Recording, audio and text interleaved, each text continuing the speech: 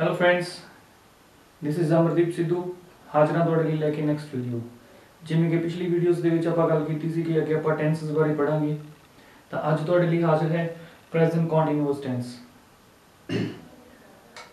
ਤਾਂ ਅੱਜ ਆਪਾਂ ਪੜ੍ਹਦੇ ਹਾਂ ਪ੍ਰੈਜ਼ੈਂਟ ਕੰਟੀਨਿਊਅਸ ਟੈਂਸ। ਇਹ ਕੀ ਹੁੰਦਾ? ਨਾਰਮਲੀ ਜਦੋਂ ਸਕੂਲ ਤੱਕ ਆਪਾਂ ਨੂੰ ਪੜਾਉਂਦੇ ਆ ਕਿ ਕੀ ਹੁੰਦਾ ਪ੍ਰੈਜ਼ੈਂਟ ਕੰਟੀਨਿਊਅਸ ਟੈਂਸ, ਤਾਂ ਉਹ ਸਾਨੂੰ ਪੰਜਾਬੀ 'ਚ ਇਹਦੀ ਇੱਕ ਪਛਾਣ ਦੱਸਦੇ ਆ, ਜਿਹਦੇ ਵਿੱਚ ਦੱਸਿਆ ਜਾਂਦਾ ਕਿ ਬਾਗ ਦੇ ਲਾਸਟ ਤੇ ਲੱਗਿਆ ਹੁੰਦਾ ਰਿਹਾ ਹੈ, ਰਹੀ ਹੈ, ਰਹੀਆਂ ਹਨ ਐਂਡ ਮੋਰ। ਤੇ ਫਿਰ ਉਹ ਵੀ ਦੱਸਿਆ ਜਾਂਦਾ ਕਿ ਹੀ ਨਾਲ ਇਜ਼, ਵੀ ਨਾਲ ਆਰ ਤੇ ਆਈ ਨਾਲ ਐਮ ਤੇ ਫਸਟ ਫਾਰਮ ਨਾਲ ਆਈਐਨਜੀ ਲੱਗ ਜਾਂਦੀ ਆ, ਪ੍ਰੈਜ਼ੈਂਟ ਕੰਟੀਨਿਊਅਸ ਤਿਆਰ ਹੋ ਜਾਂਦਾ। ਤਾਂ ਅਧਿਆਪਕ ਕੀ ਕਰਦੇ ਆ ਕਿ ਉਹ ਬੱਚੇ ਨੂੰ ਫਿਰ ਉਹਦੇ ਨਾਲ 10-12 ਸੈਂਟੈਂਸ ਲਿਖ ਦਿੰਦੇ ਆ ਜਿਨ੍ਹਾਂ ਦੇ ਲਾਸਟ ਦੇ ਉੱਤੇ ਲੱਗਿਆ ਹੁੰਦਾ ਰਿਹਾ ਹੈ, ਜਿਵੇਂ ਉਹ ਜਾ ਰਿਹਾ ਹੈ, ਹੱਸ ਰਿਹਾ ਹੈ, ਖੇਡ ਰਿਹਾ ਹੈ। ਤਾਂ ਸਟੂਡੈਂਟਸ ਕੀ ਕਰਦੇ ਆ ਕਿ ਉਹ ਰਿਹਾ ਹੈ, ਰਹੀ ਹੈ ਦੇਖ ਕੇ ਉਹਦੀ ਇੰਗਲਿਸ਼ ਬਣਾ ਲੈਂਦੇ ਆ ਤੇ ਉਹਨਾਂ ਨੂੰ ਲੱਗਦਾ ਕਿ ਪ੍ਰੈਜ਼ੈਂਟ ਕੰਟੀਨਿਊਅਸ ਟੈਂਸ ਓਕੇ ਆ। ਬਟ ਜਦੋਂ ਅਸੀਂ ਸਾਡੀ ਸਧਾਰਨ ਪੰਜਾਬੀ ਇਹਦੇ ਨਾਲ ਸਾਹਮਣਾ ਕਰਦੇ ਆ ਤਾਂ ਉਹਦੇ ਵਿੱਚ ਰਿਹਾ ਹੈ, ਰਹੀ ਹੈ ਨਹੀਂ ਆਉਂਦਾ, ਤਾਂ ਫਿਰ ਉਹ ਕਨਫਿਊਜ਼ ਹੋ ਜਾਂਦੇ ਆ ਕਿ ਹੁਣ ਇਹਨੂੰ ਕਿਵੇਂ ਟ੍ਰਾਂਸਲੇਟ ਕਰਨਾ। ਜਿਵੇਂ ਆਪਾਂ ਕਿਸੇ ਨੂੰ ਕਾਲ ਕਰਦੇ ਆ, ਫੋਨ ਕਰਦੇ ਆ, ਆਪਾਂ ਉਹਨੂੰ ਪੁੱਛਦੇ ਆ ਕੀ ਕਰੀ ਜਾਂਦਾ, ਬਟ ਆਪਾਂ ਨੂੰ ਕਦੇ ਨਹੀਂ ਪੁੱਛਦੇ ਤੁਸੀਂ ਕੀ ਕਰ ਰਹੇ ਹੋ। ਤਾਂ ਉਹ ਵੀ ਅੱਗੋਂ ਕਹਿ ਸਕਦਾ ਮੈਂ ਪੜ੍ਹੀ ਜਾਂਦਾ, ਮੈਂ ਖੇਡੀ ਜਾਂਦਾ, ਮੈਂ ਕੁਝ ਵੀ ਕਰੀ ਜਾਂਦਾ, ਬਟ ਰਿਹਾ ਹੈ, ਰਹੀ ਹੈ ਉੱਥੇ ਸ਼ਾਮਿਲ ਨਹੀਂ ਹੁੰਦਾ। ਸੋ ਉਸ ਤਰ੍ਹਾਂ ਦੀ ਇੰਗਲਿਸ਼ ਨੂੰ ਸਿੱਖਣ ਲਈ ਤਾਂ ਤੁਹਾਡੇ ਲਈ ਹਾਜ਼ਰ ਆ ਪ੍ਰੈਜ਼ੈਂਟ ਕੰਟੀਨਿਊਅਸ ਟੈਂਸ। ਤਾਂ ਹੁਣ ਅਸੀਂ ਰਿਹਾ ਹੈ, ਰਹੀ ਹੈ ਦੇ ਹਿਸਾਬ ਨਾਲ ਨਹੀਂ ਪੜ੍ਹਾਂਗੇ। ਇੱਕ ਹੋਰ ਸਮੱਸਿਆ ਹੁੰਦੀ ਹੈ, ਜਿਵੇਂ ਅੱਜ ਕੱਲ੍ਹ ਆਪਣੀ BA ਪੰਜਾਬੀ ਯੂਨੀਵਰਸਿਟੀ ਪਟਿਆਲਾ ਵੱਲੋਂ ਬੁੱਕਸ ਲੱਗੀਆਂ ਨੇ ਆਕਸਫੋਰਡ ਗ੍ਰਾਮਰ। ਤਾਂ ਹੁਣ ਜਦੋਂ ਬੱਚੇ ਉਹਦੇ 'ਚ ਪੜ੍ਹਦੇ ਆ ਕਿ what is present continuous tense, ਉੱਥੇ ਸਮੱਸਿਆ ਇਹ ਆਉਂਦੀ ਹੈ ਕਿ ਉੱਥੇ ਰਿਹਾ ਹੈ, ਰਹੀ ਹੈ ਨਹੀਂ ਲੱਗਿਆ ਹੁੰਦਾ ਤੇ ਉਹ ਫਿਰ ਕਨਫਿਊਜ਼ ਹੋ ਜਾਂਦਾ ਕਿ ਹੁਣ ਇਹਨੂੰ ਕਿਵੇਂ ਟ੍ਰਾਂਸਲੇਟ ਕਰਨਾ, ਕਿਵੇਂ ਬਣਾਉਣਾ। So according to that book present continuous ਕੀ ਹੁੰਦਾ? ਪ੍ਰੈਜ਼ੈਂਟ ਕੰਟੀਨਿਊਅਸ ਟੈਂਸ ਉਹ ਹੁੰਦਾ ਕਿ ਜਿਹੜੀ ਘਟਨਾ ਦੇ ਅਸੀਂ ਵਿੱਚ ਵਿਚਾਲੇ ਹੁੰਦੇ ਆ, ਜਿਹਦੇ ਮਿਡਲ 'ਚ ਹੁੰਦੇ ਆ। ਜਿਵੇਂ ਆਪਾਂ ਪੜ੍ਹਿਆ ਸੀ ਕਿ ਜਿਹੜਾ ਸਮਾਂ ਸਾਡੇ ਸਾਹਮਣੇ ਆ, ਇਮੇਜਿਨ ਕਰੋ ਕਿ ਹੁਣ 9 ਵਜੇ ਹੋਏ ਆ, ਤਾਂ ਇਹੀ ਵਾਲਾ ਸਮਾਂ ਪ੍ਰੈਜ਼ੈਂਟ ਆ, ਆਉਣ ਵਾਲਾ ਫਿਊਚਰ ਆ ਤੇ ਲੰਘ ਜਾਣ ਵਾਲਾ ਜਿਹੜਾ ਉਹ ਪਾਸਟ ਹੋ ਜਾਂਦਾ। ਤਾਂ ਜਦੋਂ ਅਸੀਂ ਕਿਸੇ ਘਟਨਾ ਦੇ ਵਿੱਚ ਵਿਚਾਲੇ ਹੁੰਦੇ ਆ, ਕਿਸੇ ਐਕਸ਼ਨ ਦੇ, ਉਸ ਨੂੰ ਅਸੀਂ ਬੋਲਦੇ ਆ ਪ੍ਰੈਜ਼ੈਂਟ ਕੰਟੀਨਿਊਅਸ, ਭਾਵੇਂ ਉਹ ਪੰਜਾਬੀ 'ਚ ਆ ਤੇ ਭਾਵੇਂ ਉਹ ਇੰਗਲਿਸ਼ 'ਚ ਆ। ਜਿਵੇਂ ਇਹਦੇ 'ਚ ਜ਼ਿਆਦਾਤਰ ਘਟਨਾਵਾਂ ਸਾਡੇ ਸਾਹਮਣੇ ਹੋ ਰਹੀਆਂ, ਜਿਵੇਂ ਹੁਣ ਆਪਾਂ ਕਹਿ ਸਕਦੇ ਹਾਂ ਤੁਸੀਂ ਇਸ ਵੀਡੀਓ ਨੂੰ ਦੇਖ ਰਹੇ ਹੋ, ਜਾਂ ਜਦੋਂ ਆਪਾਂ ਮਾਰਕੀਟ 'ਚ ਬਾਹਰ ਜਾਂਦੇ ਆ, ਜਿੰਨਾ ਵੀ ਕੰਮ ਸਾਡੀਆਂ ਅੱਖਾਂ ਸਾਹਮਣੇ ਹੋ ਰਿਹਾ ਆਲਮੋਸਟ ਉਹ ਸਾਰਾ ਪ੍ਰੈਜ਼ੈਂਟ ਕੰਟੀਨਿਊਅਸ ਆ। ਜਿਵੇਂ ਕੋਈ ਸਮਾਨ ਵੇਚ ਰਿਹਾ ਹੈ, ਹਾਰਨ ਵੱਜ ਰਿਹਾ ਹੈ, ਬਾਈਕ ਜਾ ਰਹੀ ਆ, ਕੋਈ ਗੱਲਾਂ ਕਰੀ ਜਾਂਦਾ, ਉਹ ਸਾਰੇ ਦਾ ਸਾਰਾ ਜੋ ਵਰਤਾਰਾ ਤੁਹਾਡੇ ਸਾਹਮਣੇ ਚੱਲ ਰਿਹਾ ਪ੍ਰੈਜ਼ੈਂਟ ਦੇ ਵਿੱਚ, ਉਹਨੂੰ ਅਸੀਂ ਪ੍ਰੈਜ਼ੈਂਟ ਕੰਟੀਨਿਊਅਸ ਟੈਂਸ ਬੋਲਦੇ ਹਾਂ। ਭਲੇ ਉਹਦੇ 'ਚ ਰਿਹਾ ਹੈ, ਰਹੀ ਹੈ ਲੱਗਿਆ ਜਾਂ ਉਹਦੇ 'ਚ ਨਹੀਂ ਲੱਗਿਆ। ਇੱਕ ਹੋਰ ਘਟਨਾ ਹੁੰਦੀ ਆ ਕਿ ਕਈ ਵਾਰੀ ਘਟਨਾ ਜਿਹੜੀ ਉਹ ਸ਼ੁਰੂ ਹੋ ਗਈ ਹੁੰਦੀ ਹੈ ਬਟ ਉਹ ਖਤਮ ਨਹੀਂ ਹੋਈ ਹੁੰਦੀ, ਉਹਨੂੰ ਵੀ ਅਸੀਂ ਪ੍ਰੈਜ਼ੈਂਟ ਕੰਟੀਨਿਊਅਸ ਕਹਿ ਦਿੰਦੇ ਹਾਂ। ਨਾਰਮਲੀ ਜਿਹੜੀ ਘਟਨਾ ਜਿਹਦੇ ਅਸੀਂ ਮਿਡਲ 'ਚ ਹੁੰਦੇ ਆ ਉਹ ਸਾਡੇ ਸਾਹਮਣੇ ਚੱਲ ਰਹੀ ਹੁੰਦੀ ਆ, ਜਿਵੇਂ ਤੁਸੀਂ ਵੀਡੀਓ ਦੇਖ ਰਹੇ ਹੋ ਜਾਂ ਜਦੋਂ ਵੀ ਆਪਾਂ ਬਾਹਰ ਜਾਂਦੇ ਹਾਂ, ਜੋ ਵੀ ਆਪਾਂ ਆਪਣੇ ਸਾਹਮਣੇ ਵੇਖਦੇ ਹਾਂ ਉਹ ਸਾਹਮਣੇ ਹੋ ਰਿਹਾ ਹੁੰਦਾ। ਬਟ ਕੁਝ ਕੁ ਘਟਨਾਵਾਂ ਹੁੰਦੀਆਂ ਜਿਹੜੀਆਂ ਸ਼ੁਰੂ ਹੋ ਗਈਆਂ ਬਟ ਖਤਮ ਨਹੀਂ ਹੋਈਆਂ, ਈਵਨ ਇਹਨੂੰ ਪ੍ਰੈਜ਼ੈਂਟ ਕੰਟੀਨਿਊਅਸ ਹੁੰਦੀਆਂ। ਜਿਵੇਂ ਮੰਨ ਲਓ ਸੈਂਟੈਂਸ ਲਿਖਿਆ ਕਿ ਆਪਾਂ ਕਿਸੇ ਨੂੰ ਕਹਿੰਦੇ ਮੈਂ BA ਕਰੀ ਜਾਂਦਾ, ਜ਼ਰੂਰੀ ਨਹੀਂ ਹੈ ਕਿ ਇਸ ਵੇਲੇ ਮੈਂ BA ਕਰ ਰਿਹਾ ਹੋਵਾਂ। ਜਿਵੇਂ ਅੱਜ ਕੱਲ੍ਹ ਲੋਕਡਾਊਨ ਆ, ਆਲਮੋਸਟ ਸਾਰੇ ਆਪਾਂ ਘਰ ਆ, ਤਾਂ ਲੋਕਡਾਊਨ ਚੱਲਣ ਕਰਕੇ ਆਪਾਂ ਸਾਰੇ ਘਰ ਬੈਠੇ ਆ, ਬਟ ਫਿਰ ਵੀ ਆਪਾਂ ਕਿਸੇ ਨੂੰ ਕਹਿੰਦੇ ਆ ਮੈਂ BA ਕਰ ਰਿਹਾ, ਤਾਂ ਉਹਦਾ ਮਤਲਬ ਕੀ ਹੈ ਕਿ ਮੇਰੀ BA ਸ਼ੁਰੂ ਹੋ ਗਈ ਆ ਤੇ ਅਜੇ ਤੱਕ ਖਤਮ ਨਹੀਂ ਹੋਈ ਆ। ਜਾਂ ਆਪਾਂ ਕਿਸੇ ਨੂੰ ਕਹਿੰਦੇ ਆ ਕਿ ਮੈਂ ਅੱਜ ਕੱਲ੍ਹ ਇੱਕ ਦਿਲਚਸਪੀ ਭਰੀ ਬੁੱਕ ਪੜ੍ਹ ਰਿਹਾ ਹਾਂ, ਤਾਂ ਜ਼ਰੂਰੀ ਨਹੀਂ ਕਿ ਬੁੱਕ ਮੇਰੇ ਹੱਥ 'ਚ ਹੋਵੇ ਤੇ ਮੈਂ ਪੜ੍ਹ ਰਿਹਾ ਹੋਵਾਂ, ਮਤਲਬ ਬੁੱਕ ਘਰ ਪਈ ਆ, ਆਪਾਂ ਕਿਸੇ ਨਾਲ ਡਿਸਕਸ ਕਰਦੇ ਹਾਂ ਬਟ ਆਪਾਂ ਦੱਸ ਰਹੇ ਹਾਂ ਉਹਨੂੰ ਕਿ ਹਾਂ ਮੈਂ ਦਿਲਚਸਪੀ ਭਰੀ ਬੁੱਕ ਪੜ੍ਹ ਰਿਹਾ। ਜਿਵੇਂ ਐਕਚੁਅਲ ਕੀ ਆ ਕਿ ਬੁੱਕ ਸ਼ੁਰੂ ਹੋ ਗਈ ਆ ਬਟ ਅਜੇ ਤੱਕ ਖਤਮ ਨਹੀਂ ਹੋਈ ਆ। ਸੋ ਜਿਹੜੀਆਂ ਘਟਨਾਵਾਂ ਇਸ ਤਰ੍ਹਾਂ ਦੀਆਂ ਹੁੰਦੀਆਂ ਉਹ ਸਾਰੀਆਂ ਪ੍ਰੈਜ਼ੈਂਟ ਕੰਟੀਨਿਊਅਸ ਹੁੰਦੀਆਂ।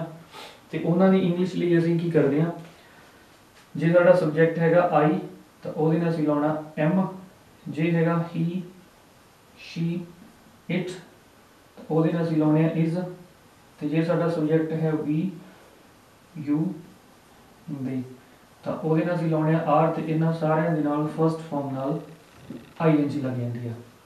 ਤਾਂ ਹੁਣ ਆਪਾਂ ਕੁਝ ਸੈਂਟੈਂਸ ਬਣਾ ਕੇ ਦੇਖਦੇ ਹਾਂ ਕਿ ਪ੍ਰੈਜ਼ੈਂਟ ਕੰਟੀਨਿਊਅਸ ਕੀ ਹੁੰਦਾ, ਉਹਦੇ 'ਚ ਰਿਹਾ ਹੈ, ਰਹੀ ਹੈ ਲਾਉਣਾ ਜ਼ਰੂਰੀ ਆ ਜਾਂ ਨਹੀਂ ਲਾਉਣਾ ਜ਼ਰੂਰੀ ਆ।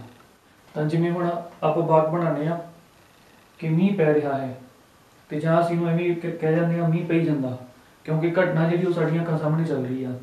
ਤਾਂ ਇਹਨਾਂ ਦੋਨਾਂ ਵਾਕਾਂ ਦੀ ਇੰਗਲਿਸ਼ ਆ ਇਸ ਵੇਰਿੰਗ। ਇਹ ਜ਼ਰੂਰੀ ਨਹੀਂ ਹੈ ਕਿ ਰਿਹਾ ਹੈ, ਰਹੀ ਹੈ ਲੱਗਿਆ ਹੋਣਾ ਚਾਹੀਦਾ, ਆਪਾਂ ਇਹਨੂੰ ਐਵੇਂ ਵੀ ਬੋਲ ਦਿੰਦੇ ਹਾਂ ਮੀਂਹ ਪਈ ਜਾਂਦਾ, ਬੇਸਿਕਲੀ ਆਪਾਂ ਐਂ ਬੋਲਦੇ ਹਾਂ। ਫਿਰ ਇੱਕ ਹੋਰ ਨੈਕਸਟ ਸੈਂਟੈਂਸ ਆ ਮੈਂ ਪੜ੍ਹਾ ਰਿਹਾ ਹਾਂ, ਤਾਂ ਮੰਨ ਲਓ ਮੈਨੂੰ ਕੋਈ ਫੋਨ ਮਾਰਦਾ ਜਾਂ ਕਾਲ ਕਰਦਾ ਵੀ ਆ ਚਲੀਏ, ਤੇ ਮੈਂ ਉਹਨੂੰ ਇਹੀ ਕਹੂੰਗਾ ਕੱਢ ਯਾਰ ਮੈਂ ਪੜ੍ਹਾਈ ਜਾਂਦਾ। ਬਟ मैं पढ़ा रहा हाँ, मैं पढ़ाई जाना, दोनों ਦੇ ਵਿੱਚ ਘਟਨਾ ਸਾਡੀਆਂ ਅੱਖਾਂ ਸਾਹਮਣੇ ਚੱਲ ਰਹੀ ਆ, ਇਸ ਕਰਕੇ ਦੋਨਾਂ ਦੀ ਇੰਗਲਿਸ਼ ਹੀ ਬਣਨੀ ਆ ਆਮ ਟੀਚਿੰਗ। ਇਹ ਜ਼ਰੂਰੀ ਨਹੀਂ ਹੈ ਕਿ ਰਿਹਾ ਹੈ ਰਹੀ ਉਹਦੇ ਚ ਆਉਣਾ, ਇਸ ਕਰਕੇ ਜਿਹੜਾ ਰਿਹਾ ਹੈ ਰਹੀ ਵਾਲਾ ਮੈਥਡ ਆ ਇਹ ਸਾਨੂੰ ਕਨਫਿਊਜ਼ ਕਰ ਦਿੰਦਾ, ਇਸ ਕਰਕੇ ਇਹਨੂੰ ਨਹੀਂ ਪੜ੍ਹਨਾ ਚਾਹੀਦਾ। ਤੁਹਾਨੂੰ ਹਮੇਸ਼ਾ ਇੱਕ ਇੰਗਲਿਸ਼ ਬੁੱਕ ਦੇ ਹਿਸਾਬ ਨਾਲ ਹੀ ਪੜ੍ਹਨਾ ਚਾਹੀਦਾ ਕਿ ਐਕਚੁਅਲ ਪ੍ਰੈਜ਼ੈਂਟ ਕੰਟੀਨਿਊਅਸ ਕੀ ਹੁੰਦਾ। ਬਹੁਤ ਜ਼ਿਆਦਾ ਦੁਵਿਧਾ ਉਦੋਂ ਪੈਦਾ ਹੁੰਦੀ ਹੈ ਬੱਚਿਆਂ ਨੂੰ ਕਨਫਿਊਜ਼ਿੰਗ, ਜਦੋਂ ਕੁਝ ਸੈਂਟੈਂਸ ਇਸ ਤਰ੍ਹਾਂ ਦੇ ਹੁੰਦੇ ਆ ਕਿ ਜਿਨ੍ਹਾਂ ਦੇ ਐਂਡ ਦੇ ਉੱਤੇ ਰਿਹਾ ਹੈ ਰਹੀ ਹੈ ਲੱਗਿਆ ਹੁੰਦਾ, ਬਟ ਜਦੋਂ ਉਹਨੇ ਇੰਗਲਿਸ਼ ਬਣਾਉਣੀ ਹੁੰਦੀ ਆ ਉੱਥੇ ਆਈਐਨਜੀ ਆਉਂਦੇ ਨਹੀਂ। ਮੋਸਟਲੀ ਜਿਹੜਾ ਪ੍ਰੈਜ਼ੈਂਟ ਕੰਟੀਨਿਊਅਸ ਹੁੰਦਾ ਉਹਦੇ 'ਚ ਸਾਡੇ ਕੋਲ ਇੱਕ ਸਬਜੈਕਟ ਹੁੰਦਾ, ਜਿਵੇਂ ਇਸ ਵਿੱਚ ਆ ਸਬਜੈਕਟ ਮੈਂ, ਤਾਂ ਇਹਦੇ 'ਚ ਕੋਈ ਨਾ ਕੋਈ ਕੰਮ ਹੋ ਰਿਹਾ ਹੁੰਦਾ, ਤਾਂ ਜਿਵੇਂ ਇਹਦੇ 'ਚ ਪੜ੍ਹਾ ਰਿਹਾ ਹਾਂ ਤਾਂ ਇਹ ਵਰਬ ਚੱਲ ਰਹੀ ਆ, ਤਾਂ ਇਹਦੇ ਵਿੱਚ ਸਾਡਾ ਸਬਜੈਕਟ ਆ ਜਿਹੜਾ ਉਹ ਕੋਈ ਨਾ ਕੋਈ ਕੰਮ ਕਰ ਰਿਹਾ ਹੁੰਦਾ।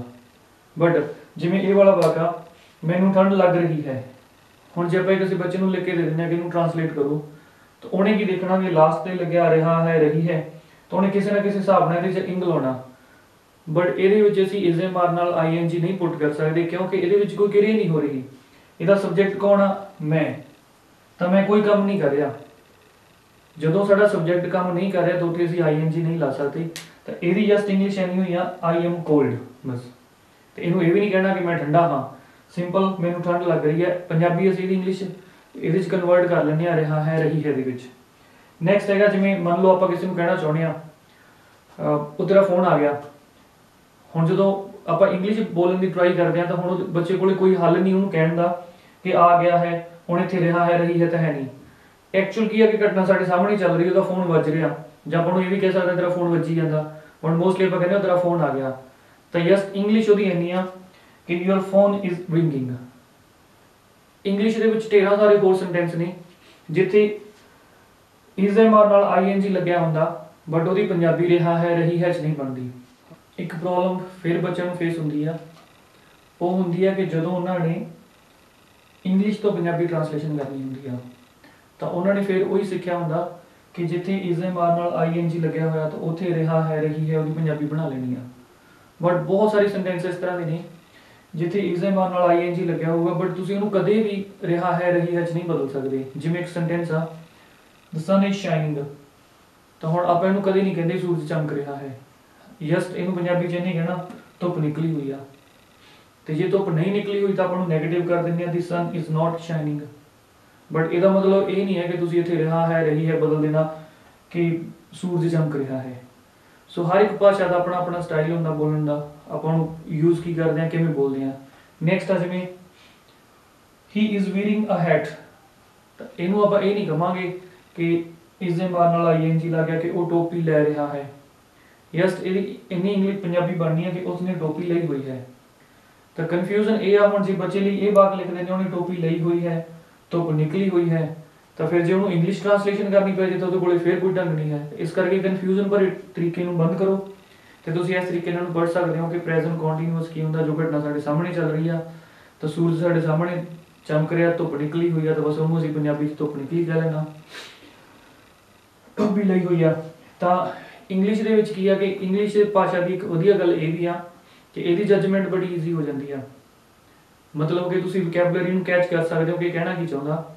ਜਿਵੇਂ ਹੁਣ ਪੰਜਾਬੀ ਦੇ ਵਿੱਚ ਆਪਾਂ ਜੋ ਚੀਜ਼ ਬੋਡੀ ਨਾਲ ਟੱਚ ਕਰਦੇ ਆ, ਪਹਿਨਦੇ ਆ, ਇਹਦੇ ਲਈ ਸਾਡੇ ਕੋਲ ਕਿੰਨੇ ਸਾਰੇ ਵਰਬਸ ਨੇ। ਜਿਵੇਂ ਆਪਾਂ ਕਹਿੰਦੇ ਆ ਕਿ ਉਹਨੇ ਪੱਗ ਬੰਨੀ ਹੋਈ ਆ, ਲੜਕੀਆਂ ਲਈ ਉਹਨੇ ਚੁੰਨੀ ਲਈ ਹੋਈ ਆ, ਈਵਨ ਸੁਰਮਾ ਪਾਇਆ ਹੋਇਆ ਹੈ, ਮੇਕਅਪ ਕੀਤਾ ਹੋਇਆ, ਫਿਰ ਘੜੀ ਬੰਨੀ ਹੋਈ ਆ।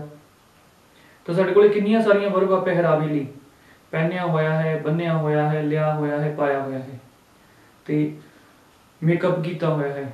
ਬਟ ਇੰਗਲਿਸ਼ ਵਿੱਚ ਇਹਦੇ ਲਈ ਮੋਸਟਲੀ ਇੱਕੋ ਹੀ ਵਰਬ ਆ, ਉਹ ਹੈਗੀ ਆ ਵੀਰਿੰਗ। ਜੇ ਪੱਗ ਬੰਨੀ ਹੋਈ ਤਾਂ ਹੀ ਇਜ਼ ਵੀਰਿੰਗ ਅ ਟਰਬਨ, ਚੁੰਨੀ ਲਈ ਹੋਈ ਹੈ ਤਾਂ she is wearing a scarf, and ਕੱਪੜੇ ਪਹਿਨੇ ਹੋਏ ਤਾਂ ਵੀਰਿੰਗ ਕਲੌਥਸ, ਟੋਪੀ ਲਈ ਹੋਈ ਹੈ। ਤਾਂ ਇਸ ਕਰਕੇ ਇੰਗਲਿਸ਼ ਥੋੜੀ ਸਿੱਖਣੀ ਸੌਖੀ ਆ, ਬਟ ਹੁਣ ਤੱਕ ਸਾਨੂੰ ਪੜ੍ਹਾਉਣ ਦਾ ਢੰਗ ਥੋੜਾ ਔਖਾ ਰਿਹਾ।